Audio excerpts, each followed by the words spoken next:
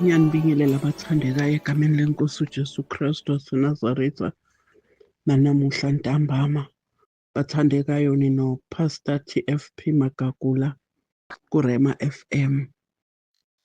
Bathandekayo ngicela sibukusane izwi lenkosi kafishane lapha kuMahubo 37 verse 11 elifundeka kanje.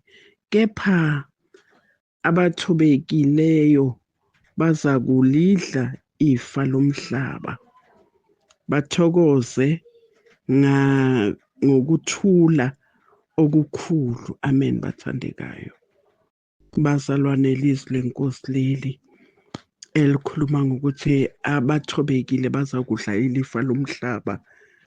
Bathandekayo, asihlaleni kuye, sizithobe, sizehlise kuko konke, sinikele kuye iy'mpilo zethu ngamunye ngamunye. Nguyena ozasiphakamisa kuko konke. Amen. Bathandekayo, nguyena ozasinika izindlela zakhe ukuthi senzeni phambi kobuso bakhe. uNkulunkulu uhlola inhliziyo yaloyo naloyo ukuthi ime kanjani phambi kobuso bakhe. Bathandekayo, asilungisise iy'nhliziyo zethu ngamunye ngamunye, sithobeke, senze imithetho yakhe, senze imiyalo yakhe, ngoba yena nguyena oza kusiphakamisa, asenze ukuba sikhone kudla ifa lomhlaba ngoba sizithobile kuye. Konke sikucele kuye ukuze asenzele izimangaliso. Amen. Bathandekayo, uJehova uyakusipha ukuthi silidle lifa lomhlaba ngokuthokoza. Sicela kuye yonke into, sizehlise kuye ngoba yena ethembekile imihla yamalanga. Asihlaleni kuye bathandekayo, uma simemeza esikucelayo kuye uyasenzela njengoba kunjalo, kodwa udinga ukuthi sizithobe ebusweni bakhe, sihambe ngezindlela zakhe. Yena uzasinika konke esikudingayo, sizithokozise ngayo imihla ngemihla.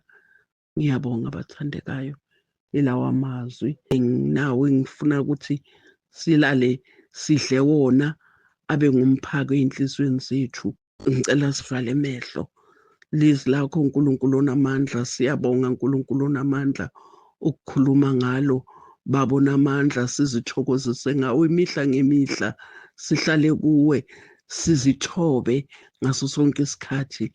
Siyabonga Baba, phindula le nathi ngamunye ngamunye, sigcine usilondoloze egameni likaJesu manje kuze kube phakade. Amen.